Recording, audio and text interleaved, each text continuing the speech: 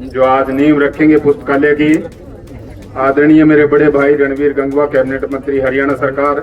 गांव राम होता है, राम आज कम नहीं है, हमारे गांव में राम ही पैदा हो गए हैं, क्योंकि दो चीजें मांगे वो थोड़ी है। मैं तो यही कहूंगा, आज ये अपने निजी कोष से ये लाइब्रेरी का जो स्टोन रख रहे हैं वो बहुत ही अच्छी चीजें हैं। हमारा गांव का भाईचारा बहुत बढ़िया है। और आज देखिए ये जो पुस्तकालय की आधारशिला माननीय मंत्री जी रख रहे हैं। नमस्कार, मैं कमल लोहान और आप देख रहे हैं सिटी बिग न्यूज़। भाई फिलहाल की लोकेशन है गंगवा गांव, और गंगवा के अंदर आज कैबिनेट मिनिस्टर रणवीर गंगवा पहुंचे हैं। बड़ी खबर लेकर आए हैं आज आपके लिए। रणवीर गंगवा ने आज अपने निजी खर्चे से करीब 2 से 2.5 करोड़ रुपए के निजी खर्चे से आज यहां पर लाइब्रेरी का शिलान्यास किया है। चौधरी राजा राम मेमोरियल लाइब्रेरी का शिलान्यास किया गया है। देख लीजिए, काफिला उनका यहाँ पर पहुँच चुका है और ये तमाम लोग जो है उनके स्वागत के लिए यहाँ पर पहुँचे हैं। गंगवा गांव को बड़ी सौगात आज दी गई है।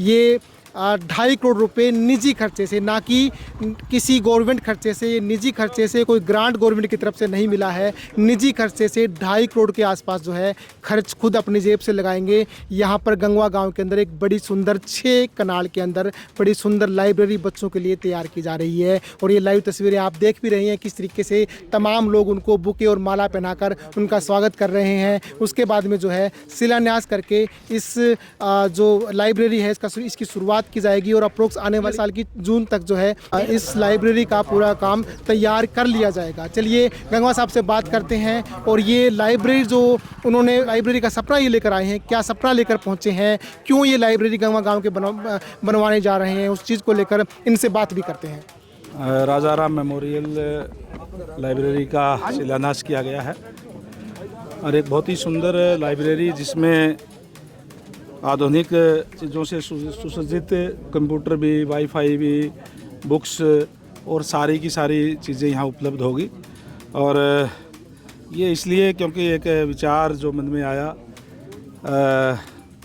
मेरे जो परिवार के हैं, मेरे भाई है, परिवार है, जो बच्चे हैं, उनका सब ने एक विचार किया बैठ कर के कि गांव के अंदर गांव ने बहुत कुछ दिया है। क्योंकि जिला परिषद से लेकर के एमएलए और जब भी गांव आया तो गांव ने एकजुट होकर के हमेशा मदद करने का काम किया। तो गांव के लिए कोई अच्छी चीज़ की जाए जिससे बच्चों को उससे फ़ायदा हो। और आज क्योंकि पढ़ाई का ज़माना है, आज जो गरीब बच्चे हैं वो सारे के सारे जो प्राइवेट लाइब्रेरी है वहाँ पैसे दे कर के नहीं जा सकते और उनको दूर भी ना जाना पड़े और वो तमाम चीज़ें गाँव के अंदर उपलब्ध हो बच्चों को, जो उनकी शिक्षा के लिए। इस विचार के साथ परिवार ने बैठ कर के ये फैसला लिया कि परिवार की तरफ से हम जो है एक सरकारी कोष से ना करके परिवार की तरफ से एक अच्छी शानदार सुंदर लाइब्रेरी गांव के अंदर बनाने का काम करेंगे। जिसमें हमारे सरपंच भगवान ने फिर ये कहा कि गांव की तरफ से, ये गांव की पंचायत की ज़मीन है, आप यहाँ बनाने का काम करें। लगातार कई बार गाँव में भी कई सरपंच से भी और से भी बातचीत मेरी होती रही और उन सबसे फिर विचार करके यही आया कि आज के समय में जो कोई चीज़ है वो लाइब्रेरी एक ऐसी चीज़ है जो आज के समय में ज़रूरत है जो बच्चों को। क्योंकि जब से भारतीय जनता पार्टी की सरकार बनी है तब से नौकरियां जो है मेरिट के आधार पर है। जो बच्चा पढ़ता है उसको अपने शिक्षा के दम पे कहीं भी अपना स्थान जो सरकारी सेवाओं के अंदर बना सकता है।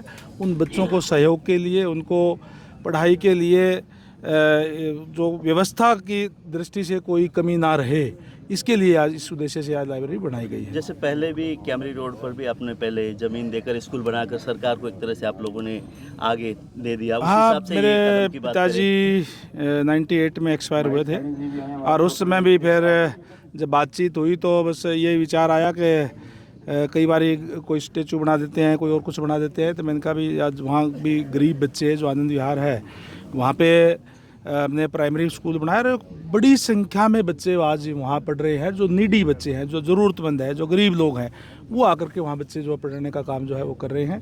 इसी तरीके से हमारे पूरे समाज के सहयोग से हम सब ने मिल करके जो ITI बनाई, वो भी एक बहुत सुंदर ITI चल रही है। वो हमारी नहीं बल्कि वो समाज की है, पूरे की समाज की तरफ से हमने मिल करके जो है बनाने का काम किया था। सर, आज आपने आधारशिला रखी है, कब तक बच्चों के लिए तैयार हो जाएगा? ज़्यादा से ज़्यादा 6 महीने के अंदर अंदर ये लाइब्रेरी बन करके पूर्ण रूप से जिसमें फर्नीचर भी, कंप्यूटर भी, तमाम चीज़ें बन करके रंग रोगन होकर के तैयार हो जाएगी।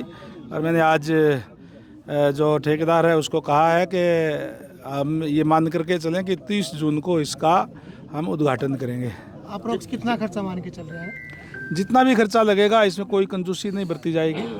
मेरा बहुत बड़ा परिवार है, परिवार के सब ने मिल करके ये तय किया है। पूरी तरह से निःशुल्क रहेगी सर ये बच्चों के लिए कंप्यूटर? बिल्कुल, बच्चों के लिए बिल्कुल निःशुल्क रहेगी और इसकी ऐसी व्यवस्था भी करेंगे कि ये आगे तक चले, इसमें कुछ चलने में कोई दिक्कत परेशानी ना आए। जैसे शिक्षा के लिए आप काम करें उस हिसाब से ITI की बात थी, आपने कहा कि अगर सरकार हमें अगर जिम्मेदारी देती है तो जगह देने के लिए हम तैयार हैं, उस बात कहाँ तक पहुँचाए हो? IIT की बात है, वो तो सरकार के पास जगह तो उपलब्ध है, ये केंद्र से तय होता है।